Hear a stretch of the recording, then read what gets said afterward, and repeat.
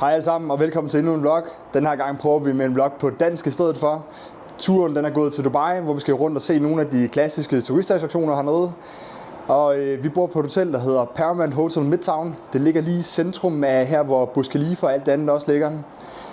I dag der går turen op på noget, der hedder Cloud 22. Det ligger op på toppen af Atlantis The Royal, hvis det er noget, I har hørt om. Det er sådan en rooftop pool, der ligger deroppe, hvor man kan se ud over hele palmen. Ellers prøv at se vores hotelværelse her. Det ser ret lækkert ud, hvis I spørger mig. Og så har vi fået badeværelse her også, hvor der er stort badekar ude.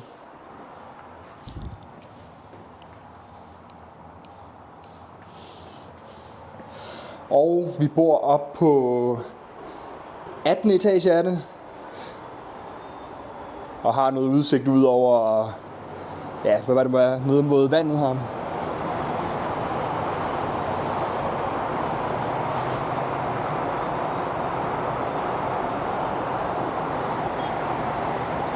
Selve hotellet her er cirka 64 etager højt, og vi har også noget rooftop pool op på toppen her, som jeg vil prøve at vise jer senere. Sindssygt lækkert hotel, og lækkert at vi er så tæt på det hele. Så kom med og se, hvordan vores oplevelse bliver. Looking in your eyes, I fall for every single time. No need to give me more signs. I'm on my last one, drinking it down. Here I go now. See they go like it ooh, matter walking for sure. Ooh, blinding like lightning. I just one time in, I can feel the head rush. Ooh, I don't want lost. Ooh, I'm on a timer, trying to find. Keep control of me, keep control of me, keep control of me. Baby, I feel like your body, you're talk to me. Keep control. Hvad så, venner? Prøv lige at overveje det her vanvittige sted, som vi er nu her.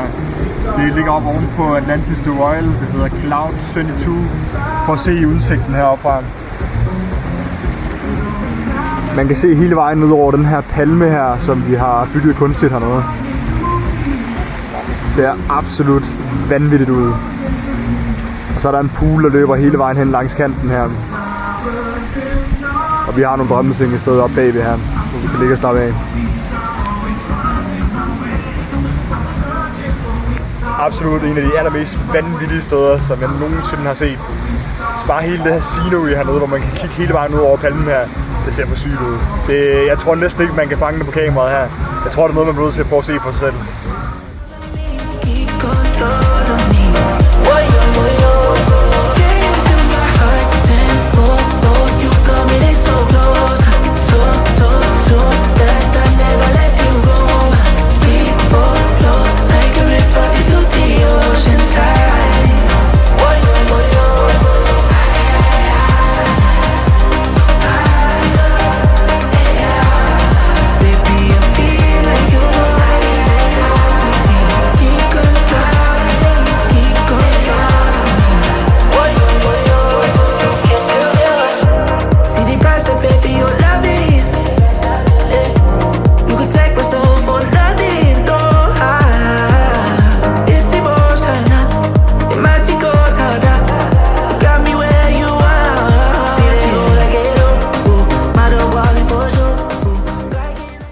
Godmorgen. Klokken er nu 06:30, og vi står lige og venter på vores bil her foran hotellet.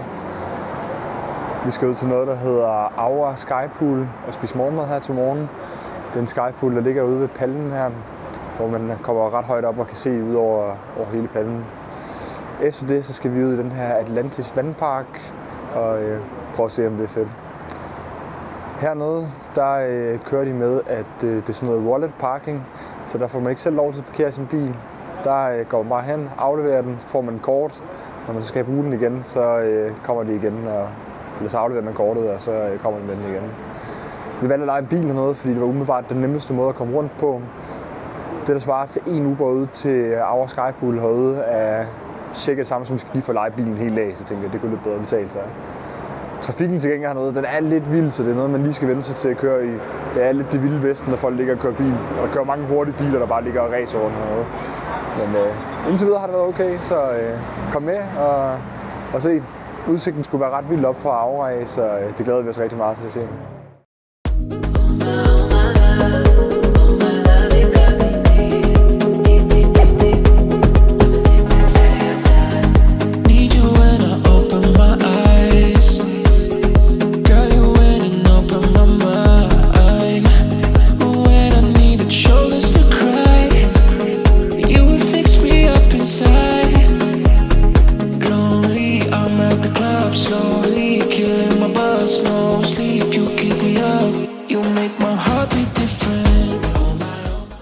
Vi er nu kommet op i toppen af Aura Skypool, hvor vi lige har sat og fået lidt morgenmad.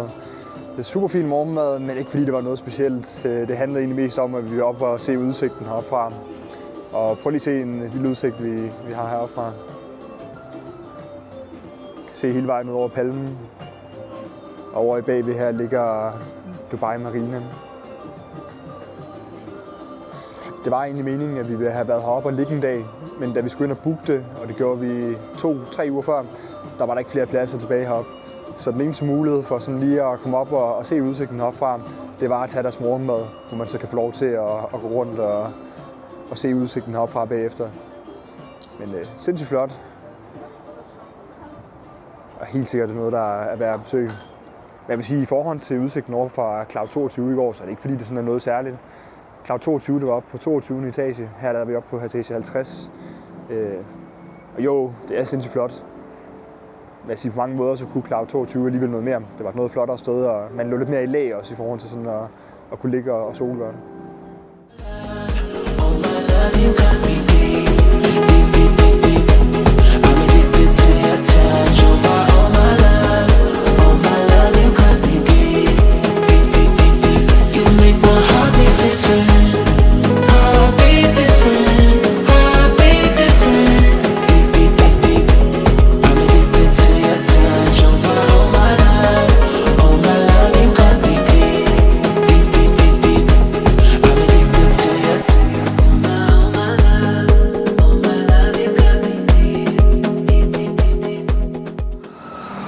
Noget, der er totalt luksus og noget, det er det her wallet parking her.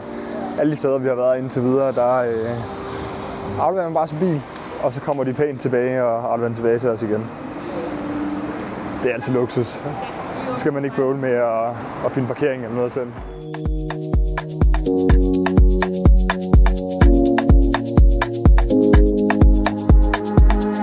Fire, body, stay up, got no. I'm feeling I just wanna dance. That the feeling I don't wanna waste. I know that you wanna be healing now. Fire, body, stay up, got no. I'm feeling I just wanna dance. That the feeling I don't wanna waste. I know that you wanna be healing now. Know you want a body. Listen to your body. I want to be body. Girl, I really like the way I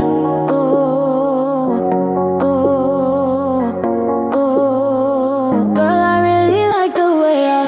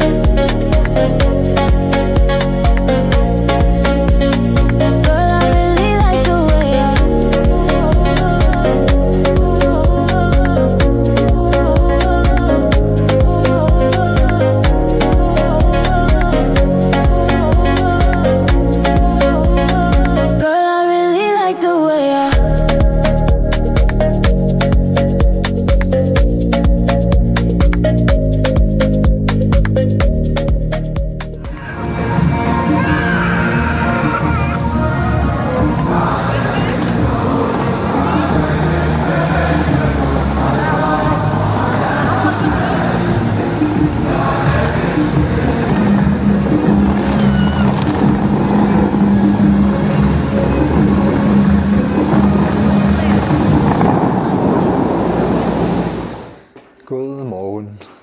Klokken er nu omkring lidt over 8 om morgenen. Og hvis der er noget, jeg altid plejer at gøre til at starte dagen ude på herren af ferie, så er det at komme ud og få en træning. Det er absolut en af de bedste måder sådan lige at starte dagen på, lige før morgenmad. Lige komme ned, brænde nogle kalorier af, og så lige få dagen godt i gang. Så hvis der er noget, vi blev enige om efter sidste gang, hvor vi var i Marbella, så er det helt klart at have et gym på hotellet. Sidste gang, da vi var i Marbella, der havde vi ikke gym på hotellet, så der skulle vi ud hver gang, når det var, vi skulle træne. Og det blev sådan lidt en stressende ting om morgenen, når det var, man ligesom skulle starte ud med, komme ud, finde det rigtige gym. Nogle gange var det svært at komme ind i nogle af gymsene eller noget, i forhold til, at man lige skulle have oprettet sig et one-day pass. Så den her gang har jeg fundet et hotel, hvor der er et rigtig lækkert gym her. Der er loadet op med teknogym-udstyr. Og der er alt, man skal bruge herinde. Altså de har både squat racks, dumbbells, der går op til 40 kilo, cable towers, benpres, de har en Stairmaster herinde også. Så der er basically alt, hvad man skal bruge. Jeg lige prøver at give jer en tur herinde. Så ligger det op på 13 etage også, så der er en ret fed udsigt herfra, hvor man kigger ud over det hele.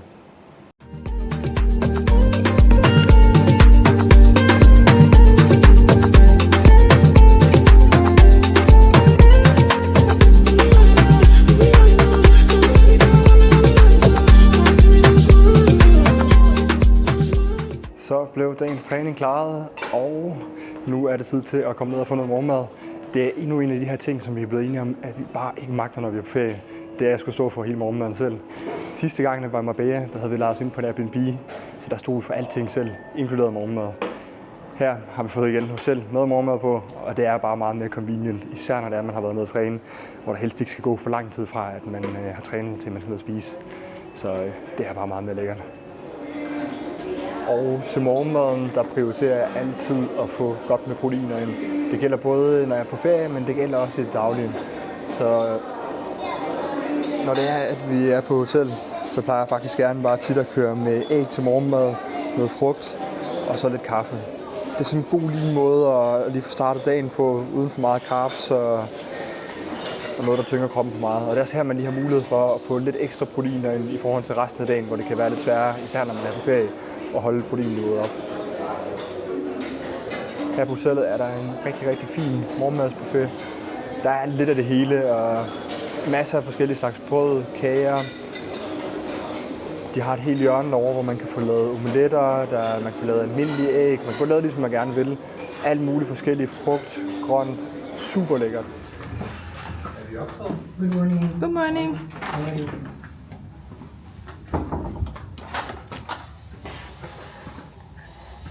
Ej, hvor fint skal det. Jeg tror, du har fået byttet om på tanden her. Nej. Det ser ikke helt rigtigt ud. Jo. Kan det passe? Ja.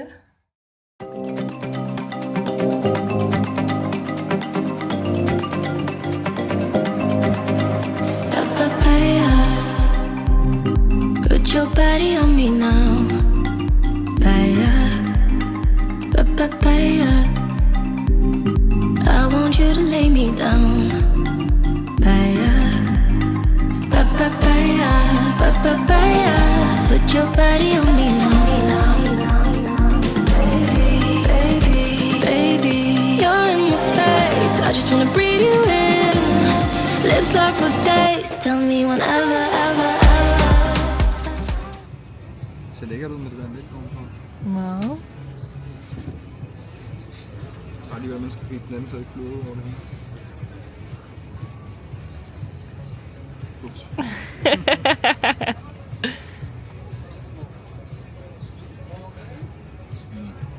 Det er godt, skan. Ej, det får overvej lige den her mega lækre skypool, som vi har oppe på toppen af vores hotel her. Lige prøve at tage med rundt, så jeg lige kan se den. Det ligger op på 64. etage, og det er delt op i 2 områder. Herover er det sådan lidt mere et afslapnings/børneområde. Så ligger der sådan en drømmeseng hele vejen rundt, og så har vi udsigten ud over heroppe fra, hvor vi kan se ind til downtown Dubai, som ligger herovre mod venstre, hvor vi har Burj Khalifa i baggrunden også. Udover det, så er der sådan en infinity pool, som sådan rækker ud over den anden ende herovre, hvor der først lige er noget boblebad her på højre hånd. Og så er der sådan den her infinity pool, som faktisk går hele vejen rundt med bygningen over. Første del af det er sådan den åbne område her, hvor man sådan kan ligge og sole. Og så over på venstre hånd her, der kommer der sådan lidt mere lukket afdeling, hvor det ligesom er lavet sådan noget tagagtigt noget over.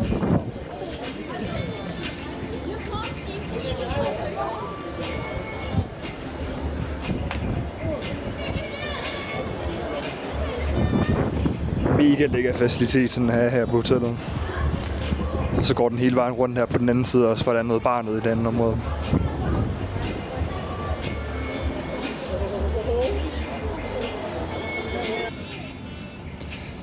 Jeg vil sige, hvis det er, at man skal bo på en af de hoteller her, der ligger sådan inde omkring downtown eller downtown marinaen, så vil jeg sige, at det er ret essentielt at sørge for, at man får en af de hoteller her, der også har sådan en rooftop pool her. For det er virkelig lækkert sådan at kunne lægge sig op i løbet af dagen, eller også bare tage nogle afslapningsting generelt, og så have et godt poolområde. Kontra man kan se mange af de andre bygninger, der ligger rundt omkring, der ikke har noget, så har man bare ikke helt den samme mulighed. Så er det mere stranden, som man sådan kan tage ned til at ligge og slappe af, hvis det er. Så kæmpe plus, hvis det er, at man kan finde en, der har en god rooftop pool.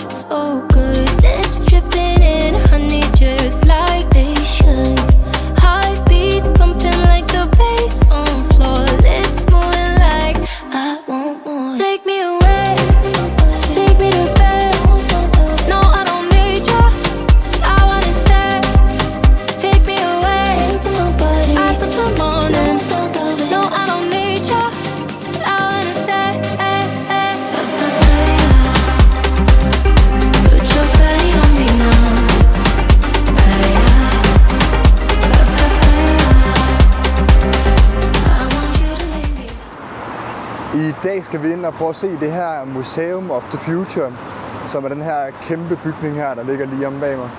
Se om vi kan få det hele med her. Det er en meget ikonisk og speciel bygning. Jeg har set den på mange videoer efterhånden, så jeg er ret spændt på at se, hvordan den ser ud indeni.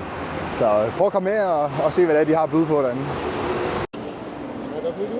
Så er vi kommet indenfor i forhanden her, og har fået udleveret sådan nogle små armbånd her, som vi skal have på for at gå rundt herinde.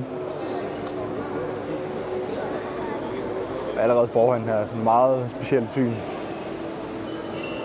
er der ikke i dag, den der robotskat. Og nu står vi og venter i kø her på at komme indenfor og se selv udstilling. Jeg har været igennem turen inde på museet her, og jeg må sige, at det var en fed oplevelse.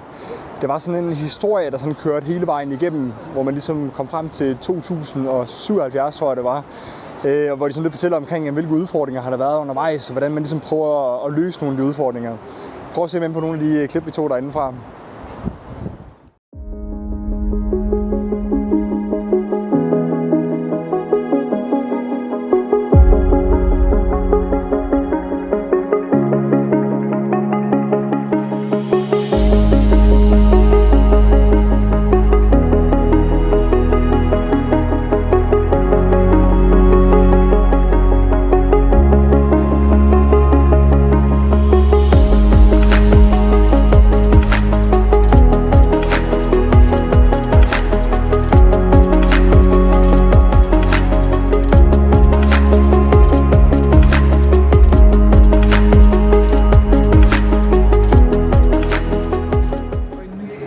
What's your name? My name is Annika. I'm a humanoid robot and I work for the Museum of the Future. Do you have any question for me?